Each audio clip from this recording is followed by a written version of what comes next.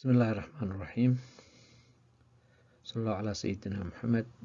السلام عليكم ورحمة الله وبركاته. أصحابتا فيسبوكا بودكا اللي يراهدو إفتين شعبكا كسو دوادا أنيقو محمود راس oo inii wada duruustii ahayd project cycle managementiga waxaynu maraynay ilaa dhowr iyo toban cashir baan qaadanay. cashirkii u dambeeyey wuxuu ahaa hordhaca project cycle managementiga oo wax yar aan ka sheegnay. maantana waxaan sii galaynaa isagoo faahfaahsan baynu sii guda galaynaa la socda insha allah. waxaan kale oo halkan inkala dardaarmayaa dad badan baa su-aal isoo weydiiya, su-aalahooduna waxayba u badan yihiin af soomaaliga ku badi iyo af ingiriiska yare. af soomaaliga waan ku badinayaa, waan ku sharxayaa, waa tanaan wadaba. ingiriiskana waxaan loo yaraynayn waxaa weye qofkii inuu sii barto rabaa ilaa intan 10 daqiiqa cashir lagu siiyey waa inuu buug dhan ka koobnaa. hadda buuggan hadda project cycle managementiga qaybtiisa ugu horeysa initiationka waa buuggaa wey, qaybtiisa ugu horeysa initiation. marka buugga intaa la eg inay 10 daqiiqa lagu soo koobay waxba badan lagama baranayo, waa un hordhac yar weeye waxa la sameynay. marka sababta English aan ugu badan waxa waad heli kartaa Englishka haddaad geliso Google-ka iyo library-yada haddaad ka baarto waad sii baran kartaa. sababtaasaan Englishka yani ereyada u isticmaalaya. marka inaga daayo su-aalo qumanna weydiiyaya marka ay dhacdo inay maaragtay aad wax u tabaysaan. marka bal qaybta koowaad eegno. PCM hordhiciisii hore ayaan ku yar celinayaa hal mar. initiation buu ka koobnaa, planning, execution, monitoring, evaluation, controlling iyo phase out. intaas cycle ka koobnaa. cycle initiation waa bilowga. maxaa bilowga maanta baranaynaa ereygaas bilowga sida soo faahfaahsan. waa la bilaabayaa, problemkii baa la sheegayaa, waa la qeexi, waan arki doonaa soo si fiican u faahfaahsan. planning qorsheyn waa la sii kala jajabin. qorsheyntii sanad koowaad, labaad, saddexaad ama labada bilood hore, 4 bilood budgetkii, shaqaalii, inputkii. execution fulintii waa bilaabani oo loo halsaari. markaana si joogta ah ayaa loo monitoring evaluation baa lagu sameyn oo waa la kormeeraya. haddana hadday wax khaldamaan waa la controli, waxbaa lagu soo celin, waa la naqtiimi. kadibna phase outkii iyo impact assessmentkaas. intaasuu cycle ka koobnaa guud. waayahay initiationku marka oo bilowga ah wuxuu ka kooban yahay 2 qaybood oo waaweyn, inkastoo isku qayb yihiin oo qaybtan ay qaybta dambe hoos iman doonto. haddana marka hore waxaa la develop garanayaa project cycle, project charter. waa la soo saaraya project cycle. marka la leeyahay muxuu ka kooban yahay? kow waa in dhibkii la qeexo iyo backgroundgiisii iyo waxa ugu wacan iyo waxa ugu sii wacan oo laysla garto dhibka la macnaynayo inuu kaasu kaleeta yahay. matalan mashruuc baynu maanta abaabulaynaa aan tusaalaha ku qaadano tayada waxbarashada ardada grade 12ka ah ama form 4ka ah ee iskuulada dhigata hal gobol oo gobolladeena ka mid ah la qaadan oo 6 degmo ka kooban. matalan tusaale ahaan waa la qeexayaa. marka dhibka la qeexo background meesha tay xumadu ugu wacan tahay maxay tahay? sanad walba 10 arday ma jaamacadda geli karta levelka tayadooda. maxaa ugu wacan baa leeyahay? ma attendance-ga, ma buugta, ma macallimiinta oo tababareen baa, miyoon homework la siinin baa, ma iyagii oo moraal aan haynin oo dhaqaalihii liitaa. waxyaabaha ugu wacan oo idil baa la soo qeexaya. marka ujeedada mashruuca loo sameynayo la qeexo leeyahay. ujeedadu waa in tayadooda la hagaajiyo. waxbarasho tayadoodii kaliya la hagaajiyo ereygaas ma soconayo. marka initial scope baa la sameyn. initial scope waxa weeye dhowr qaybood ka sii kooban yahay. mashruuc baaxadda uu la egyahay oo dhan baa la qeexaya wey macnihiisu.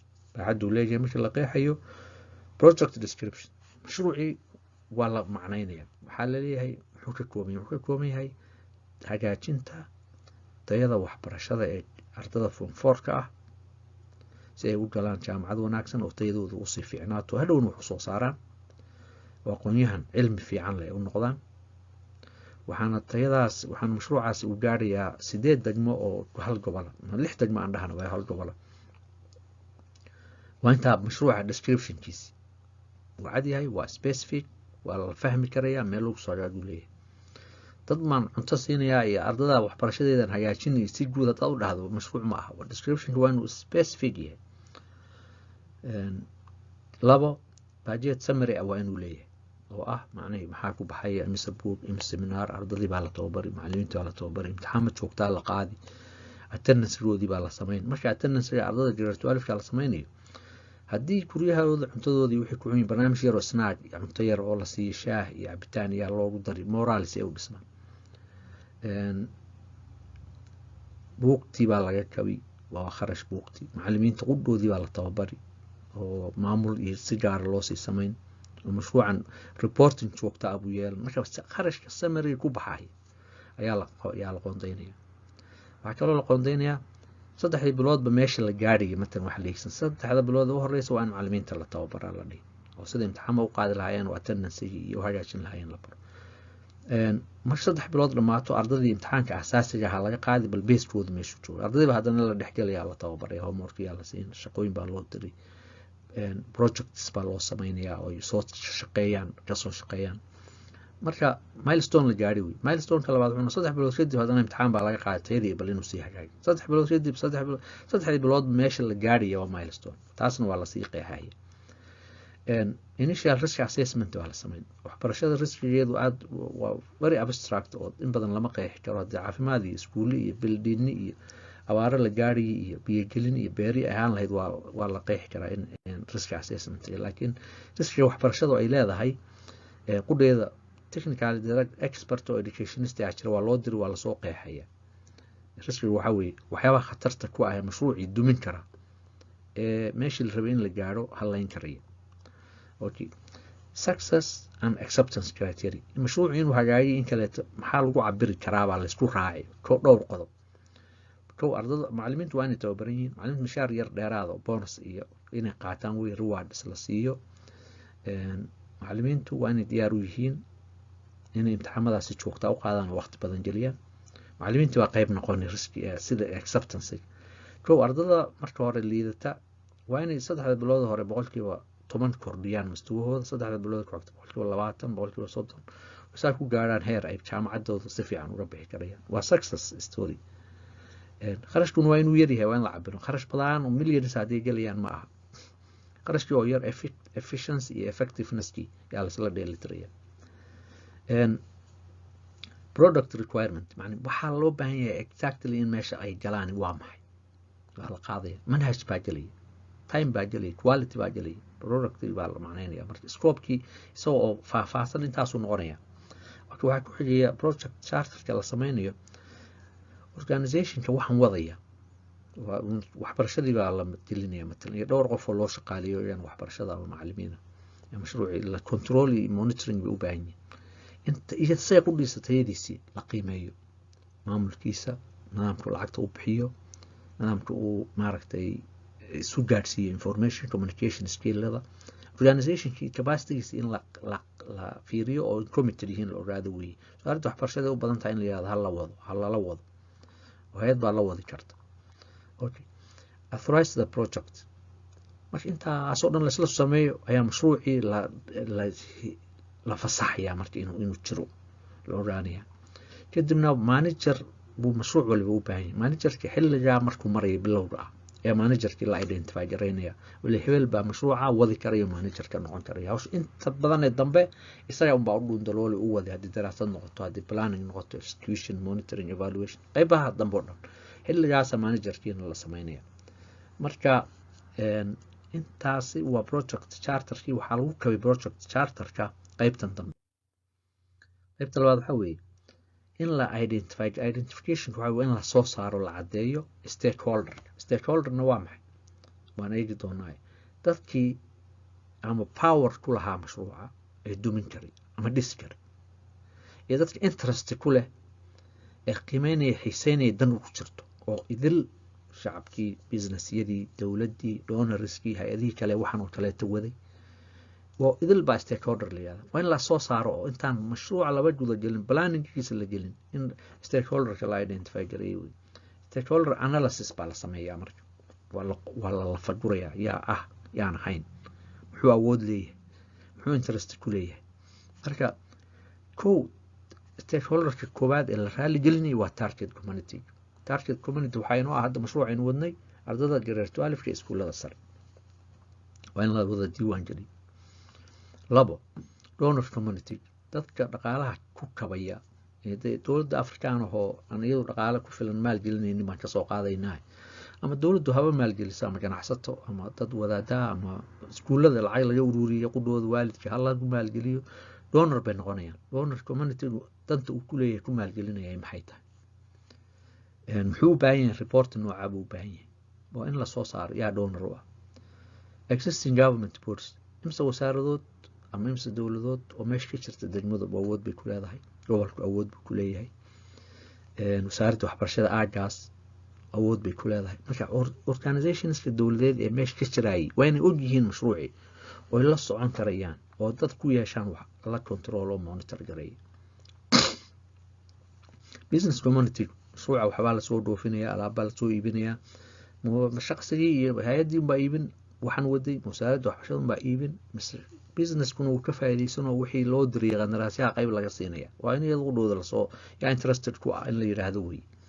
Okay, staff of the implementing organization, dadkii hay-addan waday waxaan ka shaqaynayay shaqaale qudhoodu stakeholder wey.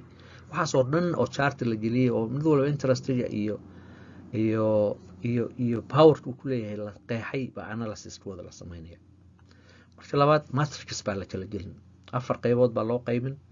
qayb waxaa geli maaragtay ka power ku leh iyo powerkiisu noociyay, ka interest ku leh interestkiisu noociyay. dad baa ka xumaan karaya hay-ada horey u waday mashruucan iyo mid u eg oo tayada waxaan hagaajinaynaa ayaa ka xumaan jiray intay qola gaar ula baxda inay dhahdo tayadoodii baan hagaajinaynaa. waxay rabaan in lala tashado, inay wax ka ogaadaan budgetka, inay wax ku yeeshaan, inay endorse gareeyaan, wax ka saxeexaan. saas bay raalli uga noqonayaan oo ku fulin karaan. haddii waxbaba lala tashan waayo la ignore gareeyo iyagii baa kugu dumin oo dhaliishaada iyo waxyaabay soo saar meelahaas kaa dacadeynayaan. marka yaa stakeholder u abay ka mid yihiin oo waxa weeye donor community kaliya ma ahe hay-adihii kale ee wax waday waa. marka matrix baa la samayn. stakeholder management strategy mid walba meel lagu soo hagaajiyo yeelanaya. shacabka tayadoodii marka la hagaajinayo waalidkii waxaa la leeyahay waxaan idinku soo hagaajiynaa ardaydii time baa la siinayaa inaad soo amartaan, soo dhiirigelisaan, waxyaabahay u baahan ka kabtaan. ardaydii waa la gelinayaa dhiirigelin, waxaa leeyahay haddaad wanaagsanaataan jaamacado fiican baa laydin raadin, haddii aad weydaan idinkaa iskiinu raadsan. gididjiila macnaha inay tayada macnaha waxbarashada u leedahay baa la tusaya. target community wey. donor community donor kasta oo meesha lacag geliyay dan buu ka leeyahay. waxbarashada inay hagaagsanaato keliya danka ma laha. wuxuu xukuman yahay 0.7% oo budgetka waddanka ah inuu lacag geliyo, waa inuu justification helo. wuxuu rabaa inuu sirta degmada iyo gobolkaas yaa wax kala, yaa wax guda, yaa dhaqaalale, yaa meesha uraaska ah, yaa maaragtay geesi ka ah, yaa heer hebel ah. waxaasoo dhan inuu ogaado reportigiisa uu ka heli karayo oo ugu faano dowladihii kaleeto inuu leeyahay isagu ilo dhaqaale, ilo maaragtay charges baynu inagu dhahnaa, laakiin xog u keena oo kaga xog badnaado dadka kale u baahan yahay. heshiiska waa lala gelaya, waa lala saxeexaya. wax iska kaasiinaya lacag oo waxa ku sameed ku odhanaya ma jiro. marka strategy lagu hagaaji lahaa oo soo raalli ka yahay musan kaa gelinayn waxna ka tanaasulo waxna aad ka tanaasushay ayaa la qorayaa. strategy management waxa ka mid ah management strategy stakeholder. dowladdu maxay ku yeelanaysaa awood inay haddii rabto mashruucan xidhi karto, laakiin markay xidhayso shuruudaha nooca uu ka soo bixi waayo wey. qolo walba marka strategy yaa la samaynaya. quality management plan waxaan tayadiisu inay hagaajayso qorshayn dhab ah oo la wada saxay waa in la qoro. stakeholder endorsement marka wixii stakeholder aynu lahayn oo idil oo hadda ugu yaraan 5taas iyo kuwii hay-adihii kaleeta ah waa inay endorse gareeyaan, ogolaadaan oo saxeexaan oo meel lagu soo hagaaga ay yeeshaan initiation. marka labadaa qaybood oo laysku daray baab waxaa laga sameynayaa project charter. project charter waa kan marka project charter waxaa la yidhaahdaa wuxuu ka kooban yahay problem 3 buu ka kooban yahay oo dhibkii oo la qeexay. wuxuu ka kooban yahay objective 3 ujeedadii oo la qeexay iyo scope-kii. wuxuu ka kooban yahay project manager-ki qofkii wadayay mashruucan waa organ la mid ah 50% capacity mashruuca laga rabo, qarashkiisa xataa budgetkiisa mushaarkiisu waa saas kale. shaqaalaha wadaya mashruucaas oo dhan iyo project manager waa isku mushaar wey. xilkaana wuxuu loo saarayaa inuu soo controllerki ugu wanaagsan noqdo.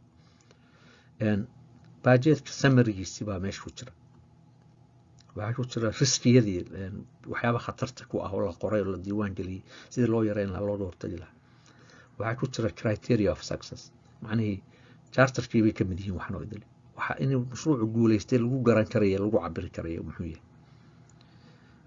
yaa mas-uulka ah yaa dan ku leh yaa interest ku leh stakeholder community laga bilaabo ilaa donors ilaa hay-adihii waxaan waday donor agreement heshiisyada lala geliyo doonarrada idil way ku jiraan meesha u dambeysana dowladda heshiisyada lala geliyo intaasoo idil 9 qodob ayuu charterka ka koobnaanaya mashruucu charterkan waxaa lagu diyaarinayaa intaan mashruuci laba bilaabin oo planningkiisi aan la gaadhin oo la yidhaahdo initial stage ama initiation project initiation marka wixii su-aala qaybahan waxaa iga weydiiya af ingiriiska ka daahaya odhanina oo dadka sii baranaya ayay dan u tahay in ingiriis loogu qoro google erey af soomaaliya hodgelisood ka heli ma jira isku lagoynina marka intaasan maanta kusoo koobaynaa wasalaamu calaykum waraxmatullaahi wabarakaatu